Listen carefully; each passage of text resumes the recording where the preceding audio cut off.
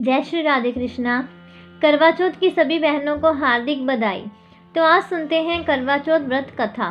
तो आइए जानते हैं 2024 में करवा चौथ का व्रत किस दिन रखा जाएगा। करवा चौथ का व्रत कार्तिक मास की कृष्ण पक्ष की चतुर्थी तिथि को किया जाता है। इस दिन सुहागिन महिलाएं पूरे श्रद्धा भाव से अपने पति की लंबी आयु के लिए निर्जल व्रत रखती हैं। साल 2024 में करवा चौथ का व्रत 20 अक्टूबर रविवार को रखा जाएगा।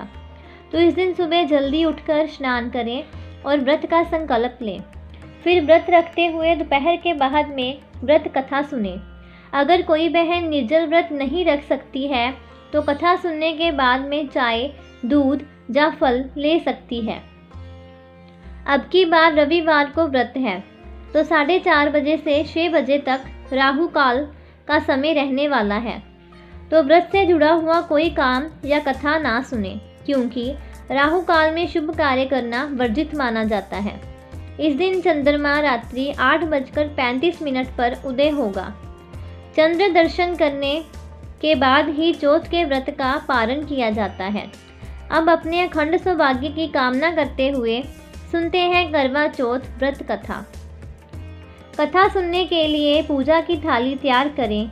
तो उसके बाद एक पट्टे पर या गाय के गोबर से चौका लगा लें। उसके ऊपर थोड़े से चावल रखकर जल से भरा लोटा उसके ऊपर रख दें और एक करवे में पानी रख दें। फिर अपनी थाली में सामान जैसे कि गेहूँ, चावल, रोली, मोली रख लें और विधिवत भगवान गणेश की और चौथ माता की पूजा अर्चना करें। फिर माथे पर रोली से तिलक करें और हाथ में मेहंदी अवश्य लगानी चाहिए। हाथ में गेहूं के दाने लेकर कथा सुननी चाहिए। पूजा के बाद तांबे या मिट्टी के करवे में चावल, उड़द की दाल, सुहाग की सामग्री जैसे कंघी, शीशा, सिंदूर, चूड़ियाँ, रिबन व रुपया रखकर दान करना चाहिए तथा सांस के पांव छूकर फल, मेवा व सुहाग की सारी सामग्री उन्हें देनी चाहिए। भगवान श्री गणेश की पूजा सब पूजा से पहले की जाती है। ऐसी मान्यता है कि गणेश जी की पूजा करने से पति की लंबी उम्र के साथ साथ घर में सुख समृद्धि भी रहती है। आइए सुनते हैं गणेश भगवान की कथा। एक समय की बात है, एक भाई बहन रहते थे। बहन का नियम था कि वह अपने भाई का चेहरा देखे बिना भोजन नहीं करती थी। वह रोज़ सुबह उठकर भाई का चेहरा देखती और फिर भोजन करती। बहन की शादी पास के एक गांव में हो गई। वह रोजाना सुबह जल्दी उठती और सारा घर का काम खत्म करके भाई का मुंह देखने के लिए मायके चली आती। एक दिन रास्ते में पीपल के नीचे गणेश जी की मूर्ति रखी हुई थी। तो उसने हाथ जोड़कर भगवान को कहा कि मेरे जैसा अमर सुहाग और मेरे जैसा अमर पीहर सबको देना। ये कहकर वे आगे बढ़ गई। रोजाना वे वहाँ से गुजरती हुई ऐसा ही कहती। एक दिन जंगल की झाड़ियों के कांटे उसके पैरों में चुभ गए, फिर भी उसने कोई परवाह नहीं की। जैसे ही वे अपने भाई के घर पहुँची और भाई का मुख देख बैठ गई, तभी उसकी भाभी का ध्यान उसके पैरों की ओर गया और उसने कहा कि आपके पैरों पर क्या हुआ है। तो बहन ने कहा कि पैरों पर जंगल में कांटे लग गए। तो भाभी ने उनके पैर धोकर उस पर मरहम लगाई। तो फिर वह अपने घर वापस लौट आई। फिर भाभी ने बाई को रास्ते को साफ करवाने को कहा। दूसरे दिन बाई ने सभी झाड़ियों को काटकर रास्ता साफ कर दिया। ऐसा करते हुए गणेश जी की प्रतिमा वहाँ से झाड़ियों के साथ हट गई। यह देखकर भगवान गणेश जी क्रोधित हो गए और उसके भाई के प्राण हर लिए। जब गांव के सारे लोग उसको अंतिम संस्कार के लिए ले जा रहे थे तो उसकी भाभी ने कहा कि उसकी बहन को आने दो, वह अपने भाई का मुंह देखे बिना भोजन ग्रहण नहीं करेगी। लोगों ने कहा कि आज तो वह अपने भाई का मुख देख लेगी, पर कल कैसे देखेगी। तो उसकी भाभी ने कहा, मेरे कहने से आप रुक जाओ। सभी बहन के आने का इंतज़ार करने लगे। जब बहन भाई का मुख देखने के लिए जंगल में निकली, तब जंगल में उसने देखा कि सारा रास्ता साफ है और गणेश जी की मूर्ति भी वहाँ से हटा दी गई है। फिर उसने गणेश जी की मूर्ति उठाई और कपड़े से साफ करके अच्छे स्थान पर रखकर हाथ जोड़कर कहा कि मेरे जैसा अमर सुहाग और मेरे जैसा अमर पीहर सबको देना। तो भगवान ने सोचा कि अगर मैंने आज इसकी बात ना मानी तो मेरी पूजा कौन करेगा। तब गणेश जी ने उसे आवाज़ दी और कहा कि बेटी, इस खेजड़ी की 7 पत्तियां लेकर जा और उसे कच्चे दूध में घोलकर अपने बाई के ऊपर छींटे मार देना। ये सुनकर जब बहन पीछे मुड़ी तो वहाँ कोई नहीं था। वह सोचने लगी कि जैसा मुझे कहा गया है मैं वैसा ही करूँगी। उसने खेजड़ी के 7 पत्ते तोड़े और अपने भैया के घर पहुँची। उसने वहाँ पर देखा कि बहुत सारे लोग इकट्ठा होकर बैठे हैं। भाभी रो रही है, भैया की लाश रखी हुई है और उसने कच्चे दूध में 7 पत्तियाँ घोलकर छींटा दे दिया। उसका भाई हर हर करता हुआ उठ गया और कहने लगा, आज तो मुझे बहुत ही गहरी नींद आई। ये सुनकर बहन ने कहा कि भैया, ऐसी नींद तो किसी दुश्मन को भी ना आए। उसका भाई बोला, ऐसा क्या हुआ था? बहन ने सारी बात बताई। ये सुनकर सारे लोग गणेश जी के चमत्कार से हैरान हो गए और फिर उसी दिन से सारे लोग गणेश जी की पूजा करने लगे। कहिए गणेश भगवान जी की जय। आइए सुनते हैं करवा चौथ व्रत कथा। एक बार अर्जुन नीलगिरी पर तपस्या करने गए। द्रौपदी ने सोचा कि यहाँ हर समय अनेक प्रकार की विघ्न बाधाएं आती रहती हैं। उनके शमन के लिए अर्जुन तो यहाँ है नहीं, अतः कोई उपाय करना चाहिए। ये सोचकर उन्होंने भगवान श्री कृष्ण का ध्यान किया।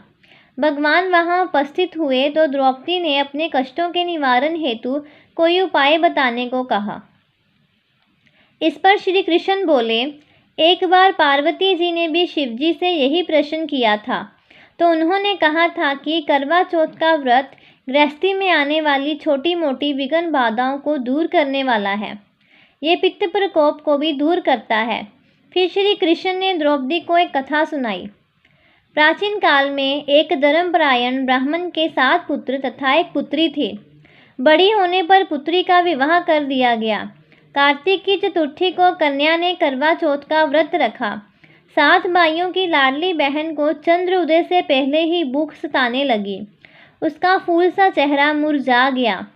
भाइयों के लिए बहन की ये वेदना असहनीय थी, अतः वे कुछ उपाय सोचने लगे।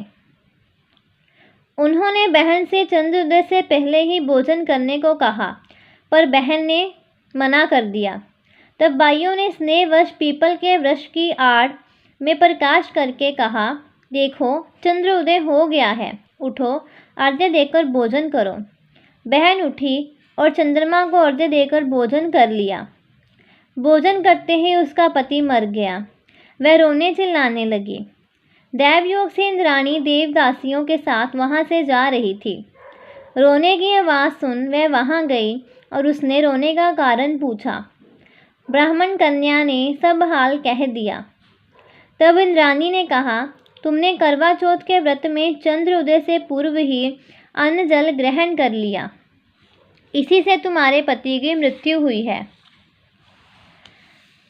अब यदि तुम मृत पति की सेवा करती हुई 12 महीनों तक प्रत्येक चौथ को यथाविधि व्रत करो, फिर करवा चौथ को विधिवत गौरी, शिव, गणेश, कार्तिकेय सहित चंद्रमा का पूजन करो तथा चंद्रोदय के बाद अर्घ्य देकर अन्न जल ग्रहण करो तो तुम्हारे पति अवश्य जीवित हो उठेंगे।